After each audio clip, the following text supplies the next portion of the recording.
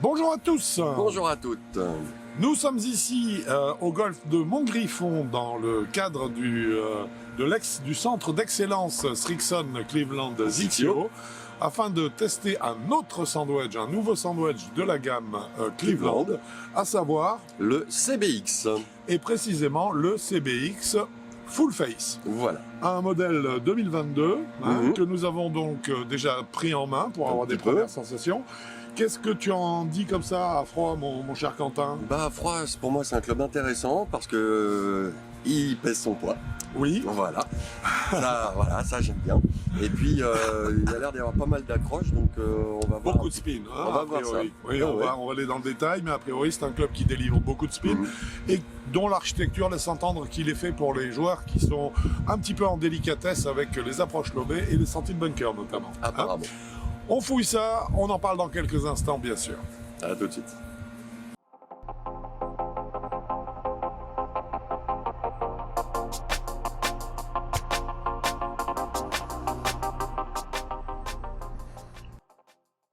Eh bien, il est dans la boîte, c'est fait. Oui. Le test de ce Cleveland CBX Full Face. Alors, full face parce qu'il y a des stries partout. Partout. Partout. Hein? Il n'y a pas un endroit plat, on va dire. C'est partout, full face, c'est ce que ça veut dire. Il y a pas, voilà. Disons que ça permet aux joueurs qui ont tendance à ne pas faire... Voilà. À décentrer un peu, de quand même avoir du spin et d'avoir des balles qui partent. Exactement. L'architecture de ce club, donc, c'est un châssis d'abord en inox, donc en 17.4, qui est en forme de semi-lame, parce qu'il y a une partie secondaire qui vient se clipser, en fait, s'insérer, littéralement en bas à l'arrière du club. Voilà. Donc, en fait, on se retrouve du coup avec une espèce de cavity back. Oui, donc une espèce de gaming prover. Enfin, c'est donc un gaming prover, c'est-à-dire que il a toute une technologie embarquée pour favoriser les sorties de bunker et les approches lobées. Voilà. Puisqu'on le verra plus tard, ce club n'est proposé que dans des lofts assez importants. La face de club, quant à elle, est fraisée en rotex large, c'est ce qu'on appelle du rotomoulage. Voilà. Donc je suppose que ça veut dire simplement que c'est du moulage rotatif. Les stries sont des tours zip sur toute la surface, tu viens de le dire. Et nous avons également entre ces stries des mini-stries qui sont fraisées au laser, quant à elles, et qui viennent à augmenter encore l'adhérence. À noter également que le club est doté d'un hosel assez important, qui est assez long, allongé, en fait, qui remonte assez loin sur le shaft. Pourquoi? Pour augmenter en fait la masse qui va se situer dans le talon du club. Voilà, pour remettre le centre de gravité un peu plus près du talon, sachant que c'est beaucoup dans cette zone-là que les balles sont percutées. Elles sont souvent prises dans le talon du club, parce qu'on joue sur des balles qui sont un peu coupées, souvent, pour ces approches lobées, dans un geste qui va de l'extérieur de la cible vers l'intérieur, et qui présente donc forcément plus facilement le talon, plus volontiers que la pointe. C'est tout, je crois. Simplement à spécifier peut-être la forme de la semelle. C'est une forme de semelle en C. Qui permet une certaine versatilité sur l'ouverture ou la fermeture du club, en évitant ainsi soit les gratons, soit les taupons. Voilà, en gros c'est ça. Exact. Le club est disponible avec 4 lofts, 56, 58, 60 et 64 degrés. Disponible droitier-gaucher uniquement en 56 et 60 degrés. Le 58 et le 64 étant réservés aux droitiers uniquement. Voilà pour l'architecture de ce CBX Full Face. Nous allons, mon cher Quentin, commencer la notation, si tu le veux bien. Oui. Alors, nous parlons d'un sandwich, donc il s'agit d'une notation rapide, dans laquelle nous allons bien aborder chacune des qualités de ce club. Globalement, donc, dis-moi en termes de qualité mécanique, première partie, 10 points sur la qualité mécanique, 10 points sur la qualité sensitive. En mécanique, qu'est-ce que tu penses de la qualité des matériaux? Je pense qu'ils sont nickel. Je pense là, c'est du beau travail. Cleveland a l'habitude de faire du wedge. Ouais. Ils n'en ont pas perdu l'habitude Non, du tout. du tout. Ouais. Tout est bien posé, tout est bien fait. Les stries sont, enfin, j'ai absolument rien à dire. Je trouve ce club très très bien fait. Ouais. Et il n'y a aucun défaut mécanique ou matériel dessus. Donc, ouais, je suis assez d'accord parce qu'en fait, en plus là, on a affaire quand même à un cavity back qui est, et avec une addition d'une partie donc de 2 matières. Voilà. L'assemblage est parfait. On est habitué plus, je dirais, à un look full body, chez les sandwichs les sandwichs de Cleveland. Là, c'est pas le cas. Malgré ça, la qualité est impeccable. Aussi bien sur les parties qui sont uniquement, notamment les parties arrière du club, qui sont plutôt esthétiques et visuelles, que sur la face de club, il n'y a rien à dire. C'est très propre, donc vraiment un très beau club à ce niveau-là. Un club qui repose comment, selon toi? Bah en fait, il repose vachement bien aussi, grâce à la semelle, il repose super bien. J'avoue qu'on peut légèrement fermer le club, alors, éviter de faire de trop quand même, mais surtout on peut l'ouvrir, on voit pas une remontée du tranchant énorme, donc c'est vraiment un club qui permet une grande versatilité et surtout visuellement qui ne fait pas peur. Non, et donc, son équilibrage en plus, je trouve, quand on le fait reposer derrière la balle, avec cette addition de points en talon, fait que le club vient facilement se présenter bien ouvert, en fait. Il incite à aller vers une balle où on ne va pas laisser le club se rabattre et se refermer. On va laisser en fait le rebond du talon et du poids qui est dans le talon travailler en gardant le club ouvert. Les semelles, non, là, c'est la semelle et les lofts, est-ce que ça te paraît cohérent? Ça me paraît cohérent dans le sens où tout fonctionne bien ensemble, mais seulement il n'y a pas beaucoup de choix, et puis au plus, encore pour les gauchers, ils n'en ont droit qu'à 2. Ouais.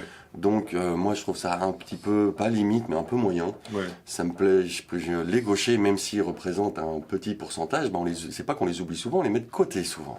Oui, ou là, on les prive, entre guillemets, d'un choix possible. Parce qu'en fait, là, ils ont moins de loft. Ils n'ont que de loft, contrairement aux on les force un peu à rentrer dans des cases. C'est un peu ça. Ouais. En termes de spin, qu'est-ce qu'il a donné ce CBX Full Face? Alors ça, c'était pas mal, c'était même très intéressant parce que en moyenne, sur nous deux, on est arrivé à 8500 tours minutes de spin sur des coups normaux, c'est-à-dire jamais plein pot. Des coups normaux, à vitesse normale pour un wedge, puisqu'on ne tape jamais un wedge à 100%.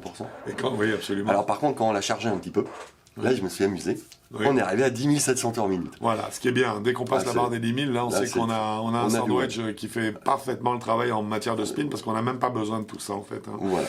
Donc 8005 de moyenne, c'est très bien, 10 007 c'est extraordinaire, 10 007, pas de problème pour le spin, le sandwich, ce CBX Full Face, fait le boulot, il n'y a pas de problème. Est-ce que tu as ressenti justement la facilité de jeu qui est supposée amener une architecture comme celle-ci, c'est-à-dire en fait une architecture pratiquement de cavity back? Ah, complètement. C'est vraiment ça. C'est un bon. Là, il a une très bonne stabilité. En plus, c'est un très bon moment d'inertie. Moi, j'ai beaucoup aimé en fait le swinguer, parce que on sent un club facile dans son équilibrage général et ça passe bien. On a le droit même de décentrer la balle. Voilà, parce que là c'est le but de ce centre, c'est de compenser les coups décentrés. Et là, il travaille très bien. Il travaille très bien. Moi, j'ai aucun problème. Bon, écoute, en tout cas, ça nous fait avoir fait le tour. Ça nous a permis de faire le tour des qualités mécaniques, et auxquelles nous allons attribuer. 9 sur 10. Nous avons attribué 9 sur 10. Donc là, il n'y a pas grand-chose à dire à ce sujet-là. Et donc, on va pouvoir maintenant attaquer les qualités sensitives.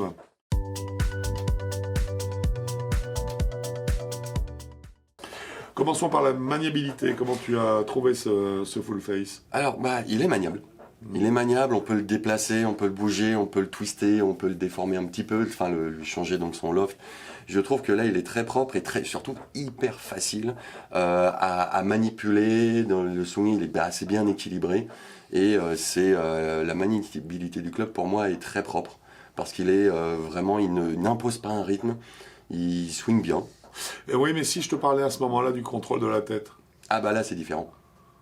Là, c'est différent parce que là, pour moi, il manque de poids au niveau de la tête. On est d'accord. On est d'accord. Donc là, pour moi, c'est deux choses qui sont différentes. C'est la maniabilité du club et la maniabilité de la tête. C'est deux choses différentes. Mais ce sont deux choses différentes. Quand on manie le club, c'est le shaft qu'on fait swinger et on essaie d'avoir un ressenti justement de la stabilité qu'amène le shaft, de sa capacité à être projeté dans un sens ou dans l'autre. La tête de club, c'est autre chose. C'est la Oui. maniabilité vraiment. C'est de maîtriser le C'est coup de qu'on savoir, va faire. voilà, ce que donne en rendu le club par rapport à l'effort que l'on a fourni en fait dans la balle. Et là, moi, c'était un peu pas la grande inconnue, mais justement, comme il manquait de poids, même si on sent un club un peu lourd en général, dans le mouvement, là, d'un seul coup, la tête perd tout son poids. Oui, Et bah, je pense que c'est parce que tout le poids est dans le talon. oui, en alors c'est partie, très possible. Et que ça manque peut-être un peu de poids Ouais. globalement, surtout, Ouais. parce que là, d'un seul coup, la tête, on la perd un peu. Et Ouais, je suis assez c'est d'accord. assez délicat de réussir des coups, justement, médians.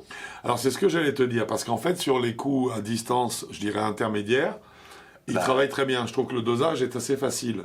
Sur Moi, les c'est- coups à 50 mètres, Voilà, moi, c'est etc. un peu plus qu'intermédiaire, c'est les coups un Oui, peu standards, on va dire. On va dire en dessous du plein coup qui ne se joue Voilà, pas avec un qui ne se son joue wedge. pas. Juste en en dessous. jusqu'à 20-30 mètres ou 20 mètres peut-être, je trouve que là il est assez confortable. Voilà, il Hein, est et très on le confort- maîtrise bien en Voilà, profondeur bah, de coup. en plein coup. Voilà. En Mais plein par coup. contre, enfin en coup, En coup normal, swing, en swing normal wedge. voilà, exactement. Pas plein. Par contre, dès qu'on est vraiment autour du green pour les coups très courts, Pour les coups à ouais, moins de 20 mètres, ou quand là, on a besoin d'une petite balle en cloche qui va sauter le petit bunker, s'arrêter assez vite en touchant Mhm. le début du green ou autre, là j'ai trouvé que le dosage était vraiment délicat Improbable. du fait du du manque de poids. masse. Là, on aussi sait de la pas tête où de c'est, club. on sait Du pas coup, comment là, ça va on sait- réagir. on sait pas comment accélérer pour parcourir une certaine distance. Voilà. Hein. Même si ça se fait avec l'amplitude, on se dit c'est bizarre quand même, parce que là, la tête, on sait pas où elle est.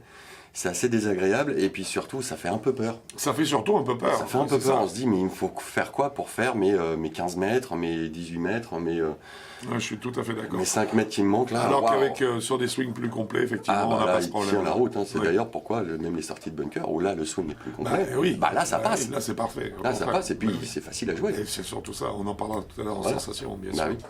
Toucher de balle. Bah, toucher de balle, j'ai trouvé ça un peu mou.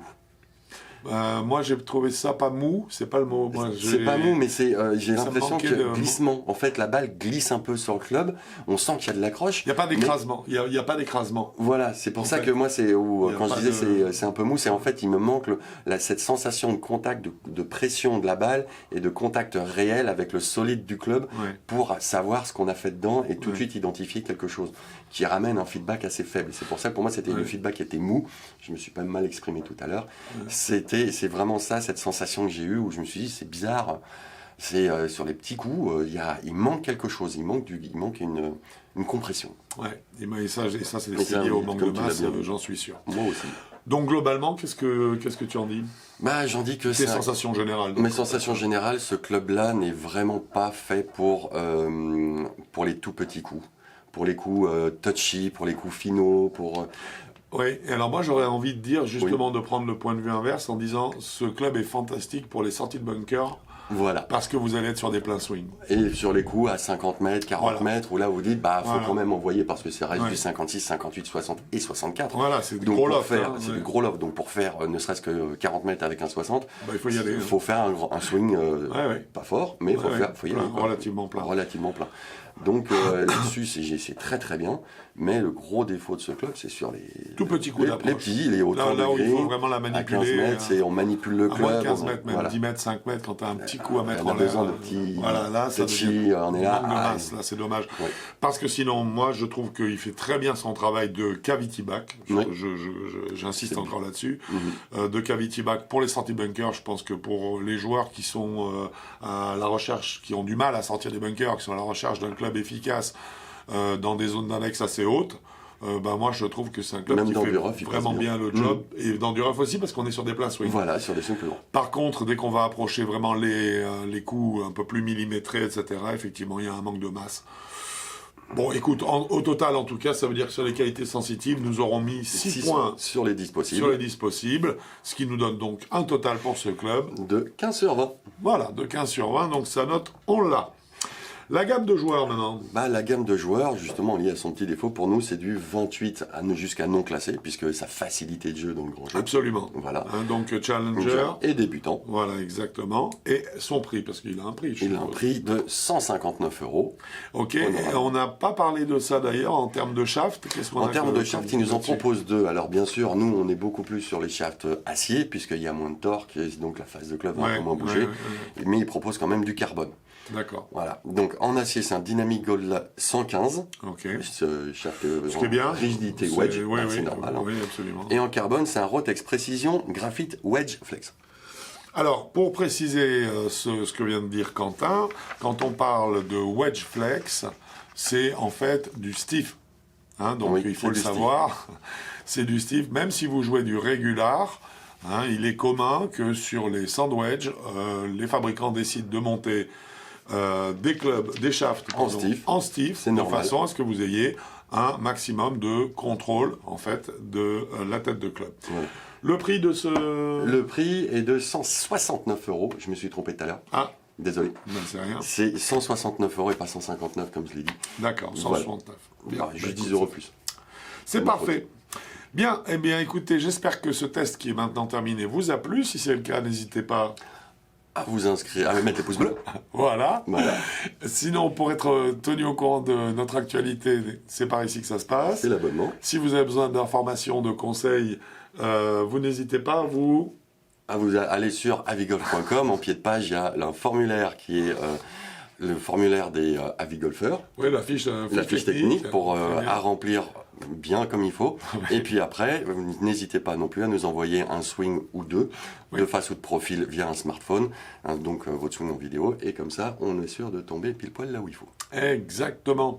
Mon cher Quentin, c'est fini pour de bon. Je te dis à bientôt sur un parcours de golf. Ou sur avigolf.com. Bon golf à vous. Au revoir.